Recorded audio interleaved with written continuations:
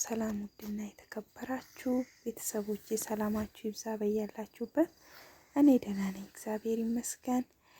ለዚህ ቻናል አዲስ የሆናችሁ ሰብስክራይብ በማድረግ ቤተሰብ ይሁኑ። ነባር ቤተሰቦቼ ላይክ በማድረግ አበረታቱኝ። ሐረግ ድራማ ክፍል 71 ተለቋል። እንግዲህ ሉሊት ያልጠበቀችው ነገር ገጠማት። ምክንያቱም ገኒን ለማስፈራራት እያሰበች ነበረ።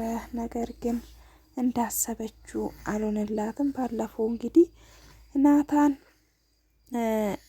ገኒ የኤፍራታ ልጅ እንደሆነች ማለት ኤፍራታ የገኒ ልጅ እንደሆነች ነግሯት ነበረ ለሉሊት ሲያወሩ ከጽዮን ጋር ሰምታ ነበረና እና ገኒን ይሄ በዚህ ኤፍራታ እንዳወቀች አላወቀችም ነበረ እናታ እንደሆነች እና በዚህ ልታስፈራራት እያሰበች ነበረ።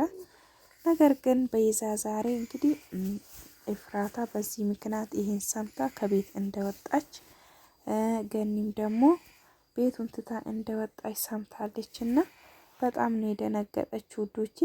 ቤዛ ደግሞ በጣም ጥሩ ሰው እየሆነች ነው፣ ከስተቷ እየተማረች ነው።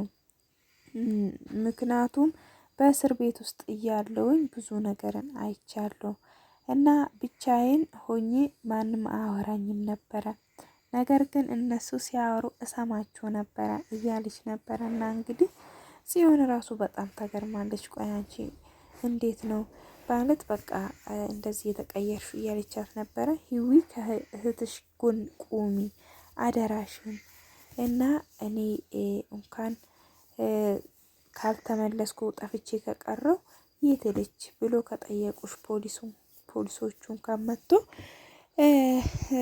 ሌላ ልታድናቸው የምትሄደው ሰው አለ፣ ልታድናቸው ሄዳለች ብለሽ ንገሪልኝ ብላለች። ሂዊ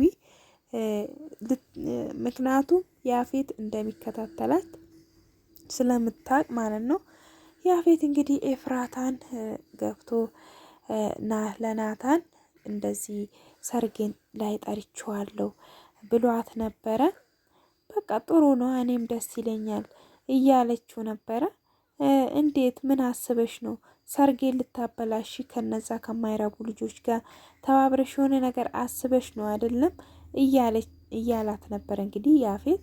ነገር ግን እሷ ከአንተ ጋር ከመስማማት ውጪ ሌላ ምን አማራጭ አለኝ እያለችው ነበረ። ከሰራተኛዋ ጋርም እያወራች ነበረ። የያፌት ሰራተኛ ሰላይ ነገር ናት፣ ከፖሊሶች ጋር የምትሰራ ናት እና በስልክም እየቀረጸቻቸው ነበረ። እና ያፌት ምን አስበሽ ነው ብሎ በጣም ደንግጧል። ከአንተ ጋር ከመስማማት ውጭ ምን አማራጭ አለኝ እያለች ነው ኤፍራታ።